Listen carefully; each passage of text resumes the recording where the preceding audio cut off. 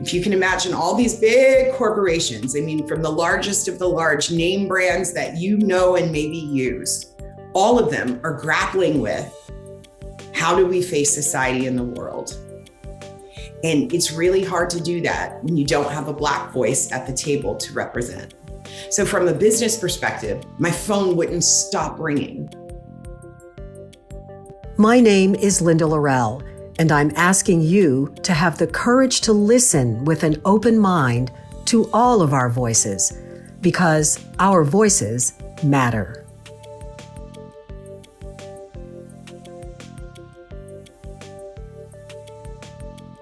I want to take a moment to thank BMW of West Houston for sponsoring this episode of our Voices Matter podcast. BMW, of course, is known as the ultimate driving machine because of its precision and power. As someone who has driven a BMW for many years now, I can attest to that firsthand. But I think what's even more important, especially about this particular BMW dealership, is that it understands the power and the impact of giving back to its community. BMW of West Houston is known for its support of countless local charities, and that is important to us here at our Voices Matter podcast. So if you choose to do business with BMW of West Houston, not only will you be getting the stellar first-class service that the dealership is known for, but you can also rest assured that you are doing business with a dealership that truly cares about and gives back to its community. Hey, everybody, it's Linda Lorelle. Welcome to another episode of our Voices Matter podcast. This is one of those days where I'm literally pinching myself saying, how lucky am I that I get to do this podcast and interview these incredible guests. And one of them is my guest today. Her name is Toni Harrison. So Toni and I met maybe 3 or so years ago when we were officing in the same place, and we hit it off instantly, found out that we had a lot in common. But I have to tell you, interviewing her today, I learned even more about her amazing backstory and how she's using the lessons that she was taught as a child about having passion and purpose and leaving this world better than when you came into it. All of those things are so integral to who she is and the work that she is now doing today as the chief marketing officer of a brand new fintech company called Fair. Our conversation is wide-ranging and inspirational, and I just can't wait for you to hear it. So here now, my conversation with Toni Harrison. Toni, welcome to the show. I'm so excited to finally get you because we've been circling around this for quite some time, and then a little thing called COVID got in the way. So how are you, my friend? I am doing very well. It is exciting to be here, and thank you for having me. We have had a lot of things happen, haven't we? From George Floyd to COVID to Stop Asian Hate. Oh my God. So lots of things going on, and I'm so happy and honored to be here for this conversation. Well, I really want to talk about all of those things, and that's one of the reasons that I wanted to talk to you. But first, I want to find out, because I never have asked you this question, what drew you to journalism, marketing, PR? Why did you choose this as your profession? You know, it's not as glamorous as one may think. I was always told and believed that I would go to medical school. You know, that sort of, parents have these images of what their kids are going to do. And I was going to be the doctor, and my sister was going to be the attorney, which she did become. And freshman year, University of Texas at Austin, I was in a course. It was a pre-med course, right? Freshman year. And I had zero passion for it. I didn't enjoy it. And I thought, 4 years, then more education. I really want to enjoy what I'm doing. Yeah. And, you're at school, so they go see your advisor and take this exam. It'll tell you. And it came back and it said, journalism, something I had never considered. And my advisor said, I'll put it to you like this. You have to take these 2 courses to even apply for the journalism school. If you decide you don't like them, they do qualify as electives for any other major you choose. So you're not wasting your time. Why don't you try it? And the first course was critical thinking. Linda, I was never late. I was never sick. Wow. I loved the course. You found your jam right there. I did. And it was critical thinking and then storytelling for journalists. Those 2 courses rocked my world in the best way. I found my passion of communicating stories, giving a voice sometimes when there is no voice. And I looked at journalism as an opportunity to do that and never looked back. Never looked back, stayed in and around the industry, became a journalist, worked with CBS News, decided to go on the public relations side where I could still use my writing and media knowledge, but more in the corporate space. And I love everything about it, even the stressors that come with it, how it can be unpredictable. We don't know what the story is until we wake up, what happened overnight, and even seeing how the world is changing and how we consume and embrace news. And, from getting the morning paper, which is something I saw my father do, to now I have text alerts and I don't have to wait for anything. The news is going to come to me. And it has been, the industry has probably changed. And I'm sure you can relate to this more in the past 10 years than it had in the past 50. Yeah. Just with technology. And it's been interesting. And like it has changed everything. Some of it for the better and some of it not so much. And that's a whole nother podcast. So we can do that at some point. But so fast forward to now, and you are the chief marketing officer of a brand new company called Fair Fintech Incorporated. Yes. So give us a snapshot version of what Fair is and your role with the company. Sure. So Fair is a neobank, which is a fancy word for digital banking. Digital banking and technology has exploded, especially following COVID. If you imagine when people couldn't get to a bank to deposit a check, or digital became the norm for many people. And now you have banks that are entirely online, and we are one of those. But we don't just exist to be a bank. We are mission driven. And our cause and charge is to really solve the racial wealth gap, as well as dismantle systems that make it hard for immigrants and other marginalized populations to have financial freedom. If you look at, standing in line to send money transfers, and then I have to pay a percentage fee here and a percentage fee there. Many people who do that are what we call unbanked, right? They don't have regular checking and savings accounts. And you can't really operate that way, not in the world. So we're existing to break down those systems, to bring access to banking and finance on one platform. So we're full neobanking, also full financial services. So robo-investing, that's investing online, much like you see with Robinhood and groups like that, as well as lending, home lending, auto lending, except because we're aiming to solve the racial wealth gap, we are not going to charge interest on our loans. Our loans will be equity-based. That's intentional, right? Interest is really a revenue stream. So very excited. It's blistering fast pace in fintech right now, because following COVID, what we did see is digital's the way. And so from a fundraising perspective, I don't know the numbers, but the venture capital investments in fintech are record-breaking, astronomical in 2021, because everybody realizes that if we shut down again, you need your money. You need to be able to access your money. You need to be able to use your money just to live. Mhm. My role as the chief marketing officer is to put us on the stage and make sure we actually reach the people, not only who are in need of something like FAIR, but who can benefit from it. And so that looks like social media, digital, PR, podcasts, advertising, influencers, who's on TikTok and how can we make FAIR part of that? All of those things fall under my umbrella.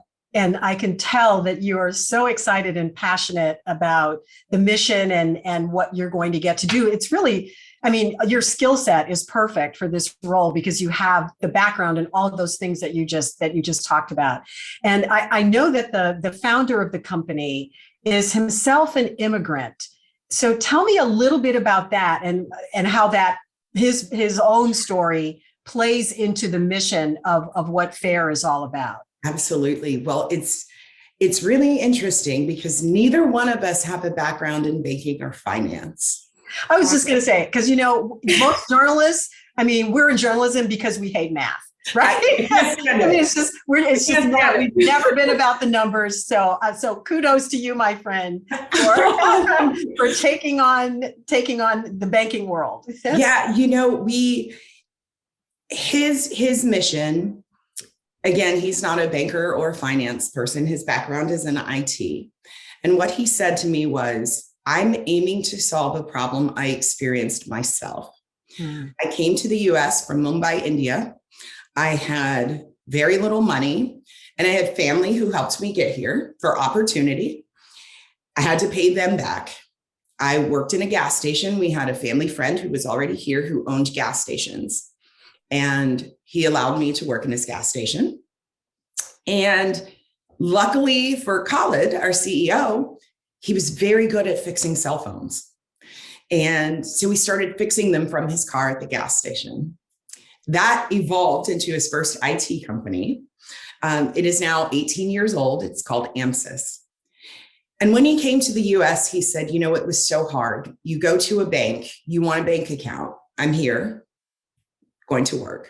Well, there's this period of time where you may have your visa and you're legal, but you don't have a social security number. You also don't have credit.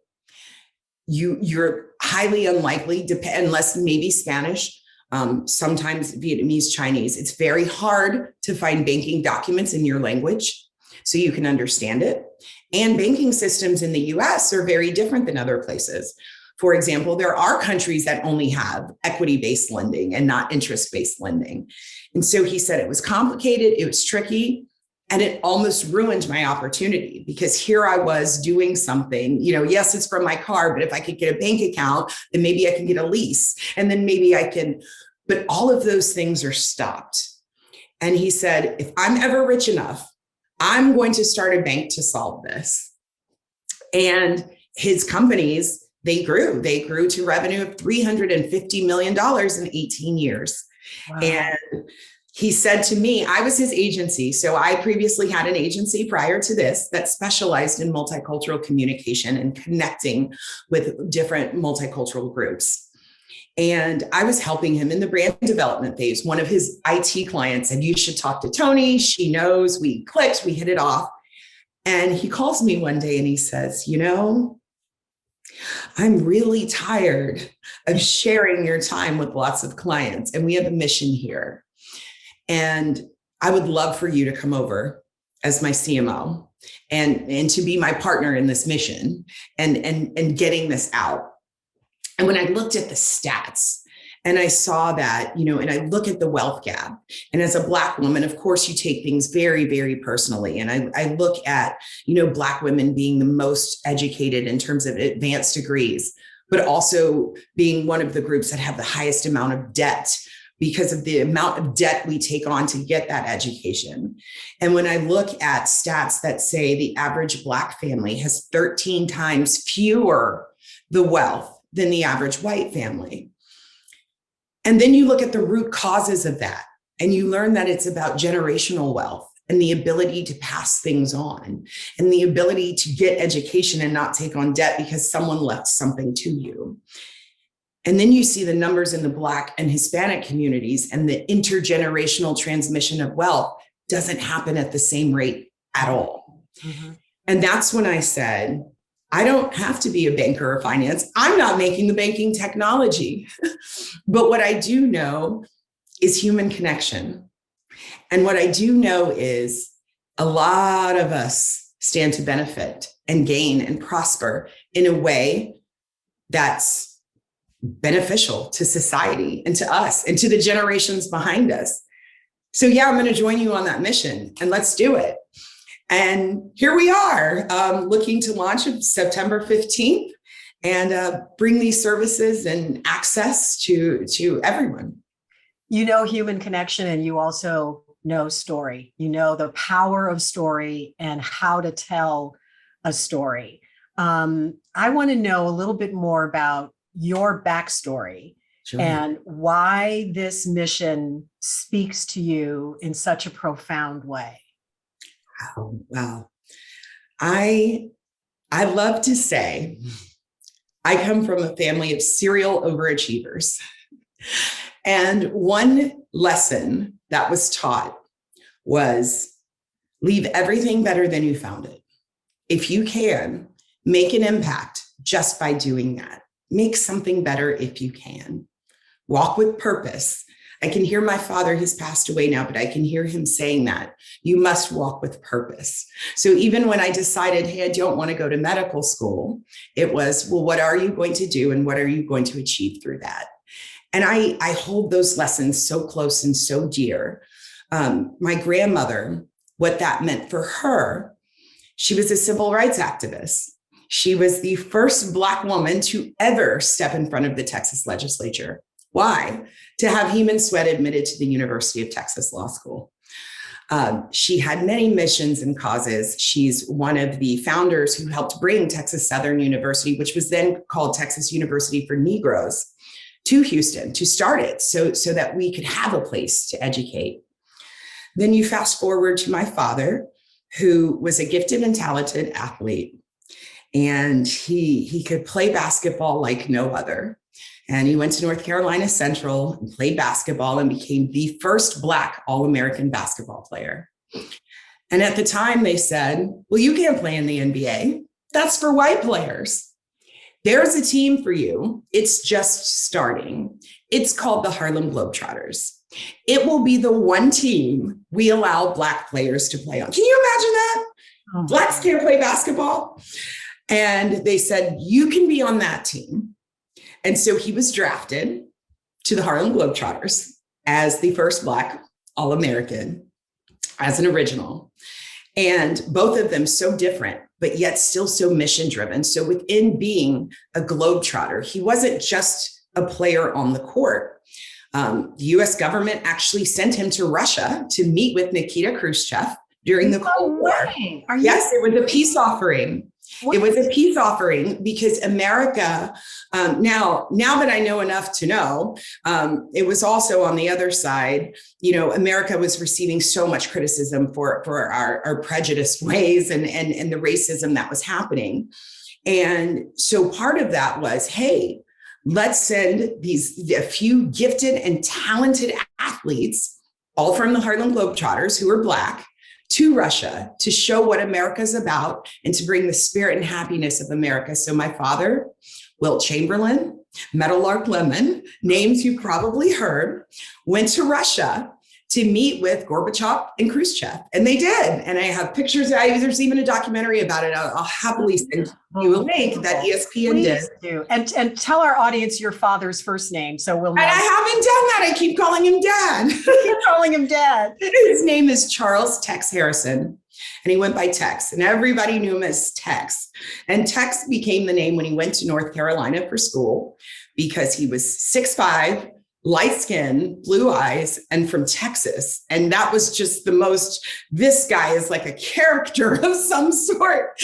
And so his nickname was Tex, and it's all I ever knew him as my daddy is Tex. Wow. What a beautiful, rich history your family has, and how inspiring it is that they instilled in you everything that you are now about and paying forward and doing with your life. And I can see now why you are so purpose and mission driven as you go about making your mark on the world and making sure that you leave it a better place. And oh my goodness, I mean, we haven't known each other that long, maybe 2 or 3 years, but I had no idea about some of the history of your family. It's, oh my goodness. And now you're just carrying the torch forward. So you mentioned when we first started talking, you reeled off George Floyd and of course, COVID. And, we've been talking about the racial wealth gap, and we're living in this really tumultuous, chaotic time. First of all, how are you as a Black woman who has had to navigate these last year and a half, 2 years, as all of us have? But how are you doing emotionally, et cetera? I'm usually the one who keeps it all together because that's, in journalism. I know, because that's what we do. That's what we do. But if I'm honest, it's hard. It's actually harder than it was before. Maybe some of that's on me, but I'll explain what I mean. When George Floyd happened, from a business perspective, it was amazing for me. Why? Well, one service area that I had with my agency was crisis management. George Floyd is definitely a crisis. The public relations marketing industry is about 88% white. So there aren't a lot of Blacks, definitely not a lot of Black females. So if you can imagine all these big corporations, from the largest of the large name brands that and maybe use, all of them are grappling with, how do we face society in the world? And it's really hard to do that when you don't have a Black voice at the table to represent. So from a business perspective, my phone wouldn't stop ringing. It's like, oh, there's a Black female who does this. Let's call her. And I think, a lot of times, like we see people's professional successes and we see, oh, wow, she's busy. She's going, she's got it. And not realize that sometimes that's who it's really hard for. One, because you have a full view of both sides, right? You see the other side. I've been in the boardrooms of like, is this really going to matter? Is this just a diversity trend that'll go away? Can you just write a statement? No, I can't. So it's like, on one hand, you have this success, but on the other hand, it's like, I have to make sure, back to that word purpose, and I'm not just doing this, sure, company A, I'll write that for you and we'll make you look great and all the PR will be wonderful. On the personal side, though, I think that's where my struggles have been really hard. Back to the professional success, I've actually heard friends say, oh yeah, Toni, but that's like other Black people, not you, you're different. How? What are you talking about? Oh, well, Toni, I don't see race. No, I need you to see it. And I want you to see it. And I want you to see that I'm a Black woman and I'm affected the exact same way, no matter what my professional resume looks like, no matter which schools I attended. And it's really hurt some friendships. There were some times where there were difficult conversations where I had to pull a friend aside to say, hi, do you remember that I'm Black? Do you realize what I'm going through? You're on group text messages and friends are sending jokes and memes and things like that. And some of those conversations went really well. Toni, you're right. That was offensive. I never realized you were dealing with it that way. But then there were other friends who were like, well, I don't understand. Now it's reverse racism. You're supposed to get the attention now, like Black people are supposed to get this. And it was a struggle. I've lost a few friends. It hurts. It's painful. And I don't think it's over. I think there are still so many conversations we need to have. As uncomfortable as they are, I'm ready for them. Because you've probably heard me say this, communication leads to collaboration, which is also why we cannot have I don't see color. That's why. Yeah. We have to see it and recognize it, but it's been hard. Long answer. Very sorry. No. Please do not apologize. I feel you. And I've had some of those conversations as well. And so when someone says to you, I don't see race, and now, it's reverse racism now. Black people are supposed to get all the attention. What about us?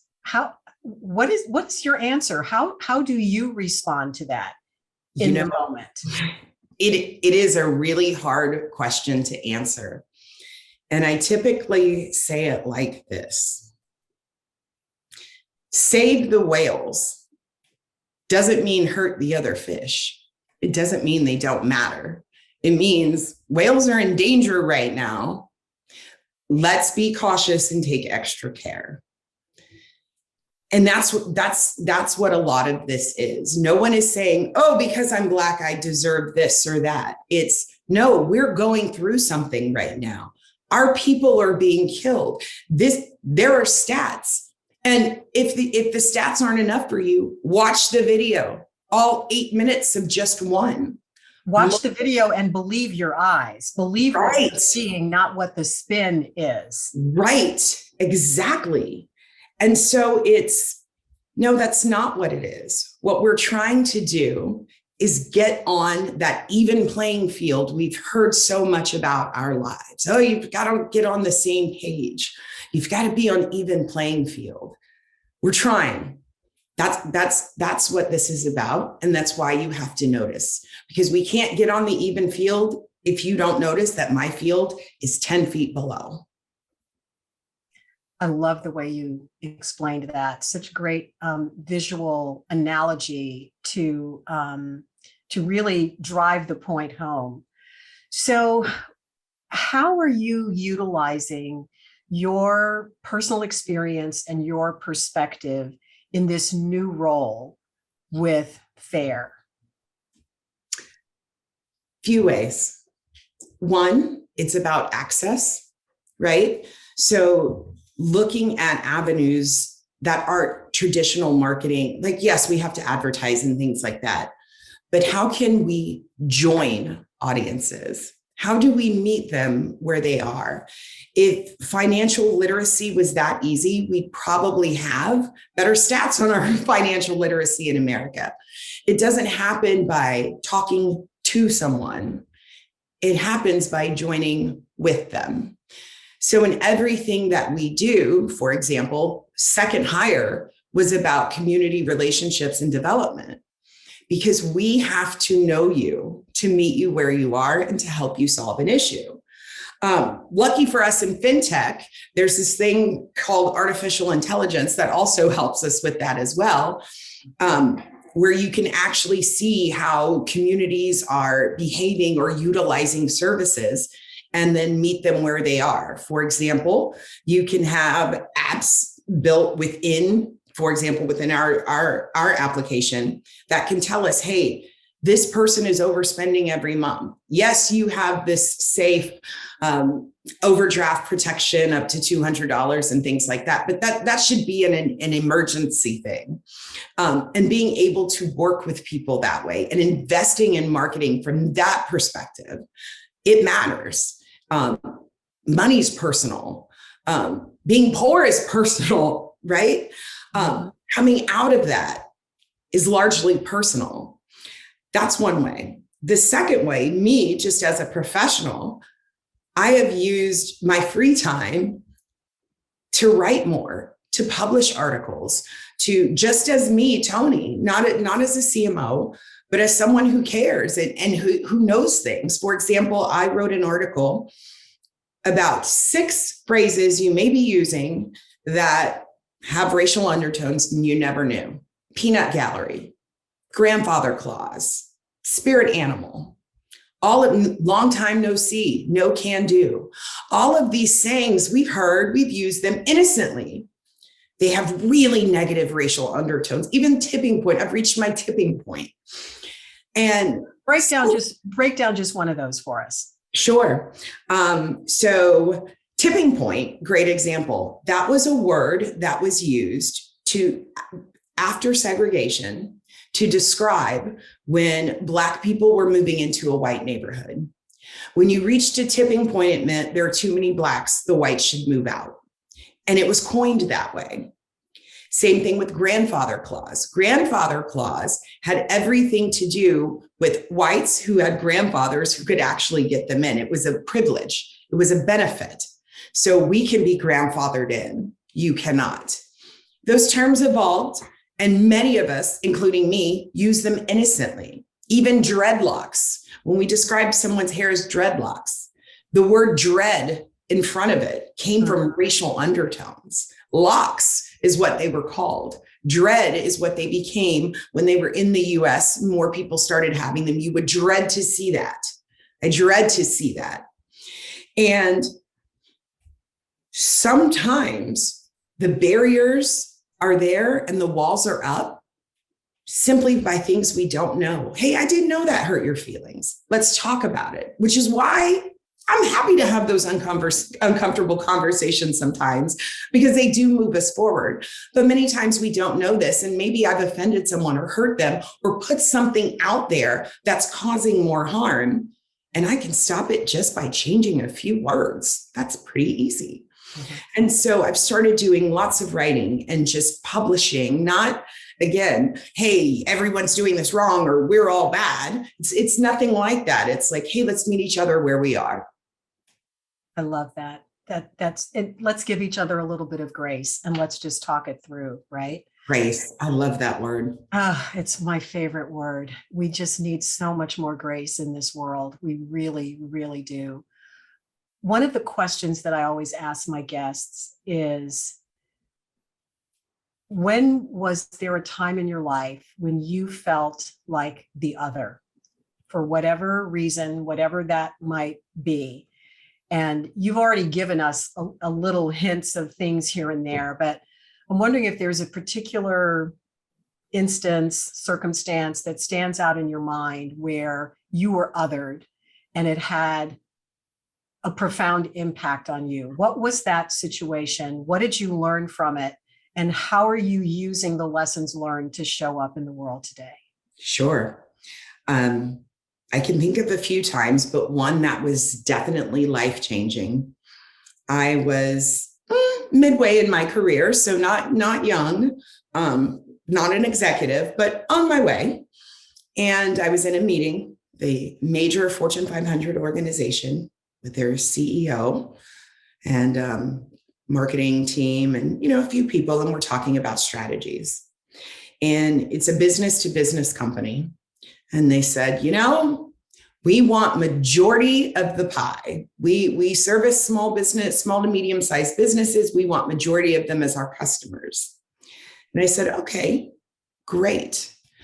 In order to reach majority of your customers, you have to speak to majority of your customers. He said, what do you mean? And this was soon after, or right as we were coming out of the recession. And, there's new lifeblood potentially in the White House. So there are lots of conversations of Obama's first election. And even though this wasn't political, you start to feel, this is getting political. And I said, well, if we look at the statistics of new business startups, majority of new businesses are being started by Blacks and Hispanics. We have no materials that target either audience, no materials with their faces, no materials in Spanish. There was a stat about how many speak Spanish first language. They said, these are simple things that we can do to really speak to that audience. Linda, the CEO, looked at me directly in my eyes and he said, I am more than happy with our audience from Fox News and the Golf Channel. I am not giving a dig to Fox News or the Golf Channel. That's not what this is. But what I did understand him to say is, look at the demographics of who watches that, and that's who I want to speak with. And I said, I hear you. Those networks have given us results. But if you want majority of the pie, and majority of the pie is Black and Latin, then we probably should address them. And he said, Toni, you're so smart and articulate, which let me tell you, don't tell. When Black people have to hear I'm articulate, it's like, oh my God. Okay, here we go. He said, but you're on a limb and it's being sawed off. And I said, for bringing up multicultural marketing? And he said, yes, I don't want to repeat this. I am happy with our audience at Fox News and the Golf Channel. And it was that moment that in the back of my mind, I said, and my work is making your stock price go up? I don't think so. But, because you're like, oh, well, so what you're saying is you don't respect this audience. You don't want their business. It's not good. It doesn't matter what you're saying. I get it. And I am going to make sure that I put myself in a position to be able to help someone through this so they see the importance and how their ways are harmful, or so at least I don't have to deal with it, because now this is a boundary for me. And now I have to question myself if I can continue to smile and take this and just do it and make your stock value go up, make your stock price go up, knowing that these are your feelings. And that's when I said, I have no desire to be a big business mogul and have my own companies, but I need to start my own business. I need to be able to work within a way that where I'm getting the respect I deserve and can use my expertise for good. But I felt like another, and it was hard. And there was no one in that room to have my back. And that happens entirely too much. And lucky for me, you've heard about my grandmother and my father. I've never been ashamed to use my voice. But many of us can't, especially as Black women, especially when we're the only one in that room, when we're the only one in the boardroom. Sometimes we feel like we have to go along to get along. And so many would have. How long did you end up staying there? Do you remember? I stayed there after that incident. How long? Yeah. Maybe 9 months. Yeah. And I had to be smart. You have to get your stuff together, make a plan. Get your stuff together, but it's like, okay, I'm capable of doing this myself. I need to put myself in a position where I'm valued and respected, and I can utilize my talents and speak to the audiences that I want to speak to, and who deserve to be spoken to. Hello. Yes. Oh my goodness. You can't be the number one if you're not going after the audience. And I wonder if that person, that CEO, I don't know if he's still in the same position, but I wonder what kinds of conversations he's having today. He is still in the position. Interestingly enough, that company, after about a year into the agency I started, that company called me and said, hey, we'd love to pick you. You've worked with us. And I said, I tell you what, I'd love to have a conversation. First, send a list to me of your any multicultural, Asian, Black, Hispanic, board members and executives, as well as women. Send a list to me, and then I'll consider if you're the kind of company I'd like to work with. I'll be very fair. They sent a list to me with one name that was a woman. And that was that. And they didn't get my business. Good for you. I love that story. Oh, it just gives me chills. I love that story. I hope that, young businessmen and women who are listening to this story will take away so many of the lessons that story articulates. Thank you so much for sharing that. It's really, it's eye-opening. It's eye-opening. And, a little while ago, you talked about the conversations that you've been having with your friends in the wake of George Floyd and all of the racial unrest and everything that's going on in the country. And you said, it's not over yet. And not only is it not over, I think it's just beginning, really. I mean, in terms of having the kinds of conversations that we need to have, meeting each other where we are, giving each other some grace, but not being afraid to have the difficult conversations. And it's not just a one-off. It's not, okay, today we're going to talk about this, and then we never talk about it again. It's a process, because what we're really trying to achieve here is a shift in how we think about view each other and Right. interact with one another. And that cannot change in 1, 2, or even 3 conversations. It's a process that I believe is just beginning. I definitely agree with you. And I hope, though, that others realize these uncomfortable conversations in difficult situations, you're not alone. We're going through them together. They are necessary, though, for change. We're talking about decades on decades on decades of thinking, because a lot of what is racism? It's thinking. It's not real, right? And if we're going to disrupt that, it's going to take multiple conversations and efforts. And you know what? It's okay. It's okay. Let's have them with grace, with diplomacy, with understanding and respect. But going through them can only have promise on the other side if we do it the right way. So we must try. We must. We absolutely must. And on that note, I'm going to ask you to leave us with a sense of hope, if you will. What are your thoughts about our immediate future as a country, and maybe the distant future?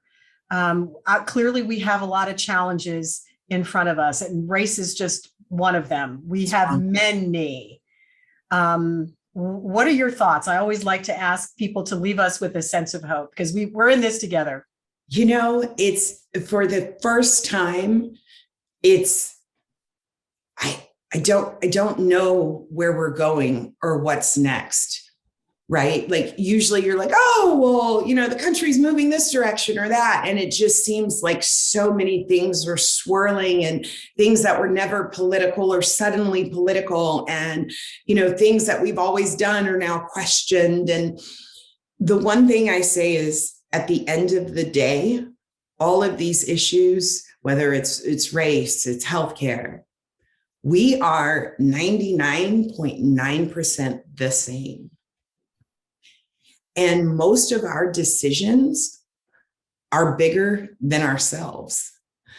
And so we have to have that top of mind at all points in time. We're going through this together. Just because you're not Black doesn't mean your children aren't feeling the effects of racism in their classroom, because they're seeing it elsewhere. We look at healthcare and what's going on. It doesn't matter which side you're on. We've seen people with loved ones passing away from COVID, deaths then in many cases that could have been prevented. We have to remember, at the end of the day, on the other side of all of this is us, people, humans with feelings, who are 99.9% the same. And hopefully we can use that 99.9% to come together to rally for meaningful change, not change for the sake of change, but meaningful change. And I believe we can do it. If there's one thing this country does know how to do, it is come together and have a cause. Now, everybody's not always on the same side, but someone always rises to the top with that. And if we keep doing that and having these uncomfortable conversations, I don't know what the future holds, but I do believe it can be better than what we see right now. So beautifully said. And that is exactly why I wanted to have you on this podcast, because that's what we're all about, that human connection. We are so much more alike than we are different. And we just have to keep sharing our stories with each other until we finally see ourselves in each other. And, yes. And we'll get there. And so I know you're going to keep fighting the good fight, and so am I. And it is such a pleasure to have this time with you. Best of luck to you and your colleagues as FAIR launches on September 15th. And we will, keep you in front and center as you're going through this, and wishing you the best, and just keep in touch and let us know how things are going. Thank you. I definitely will. And thank you for having me on. I listen to your podcast all the time. I'm so inspired and moved by the stories. And when I got the chills a little bit when you asked me to join, because it was, I'd love to. So thank you very much. Oh, that means so much to me. Thank you so much, my friend. You take care and be well. Okay. You too. Okay. As Toni says, let's continue to have these intimate, uncomfortable conversations, and always with grace. Thanks so much for giving her permission to speak and for having the courage to listen with an open mind. We appreciate you being a part of the Our Voices Matter podcast family. If you haven't already, please subscribe to the podcast, download on your platform of choice, like and share away. Thanks again, and we will see you next time. Thanks again to our sponsor, BMW of West Houston. There's a special offer for members of the Our Voices Matter podcast community. Just click the link in the show notes, bmwwest.com.